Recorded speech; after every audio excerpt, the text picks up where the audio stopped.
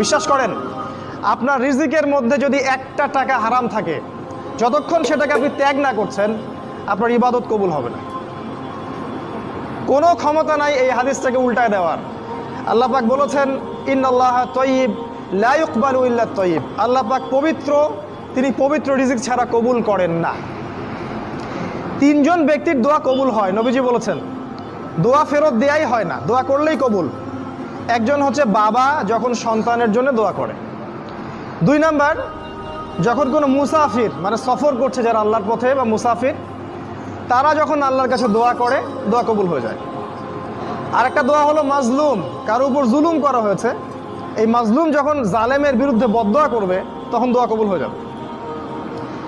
এই মুসাফিরের দোয়া কবুল হয়। একজন মুসাফির হাত তুলে আল্লাহকে বলছিল, আল্লাহ আমাকে এইটা দাও, আল্লাহ আমাকে ওইটা দাও।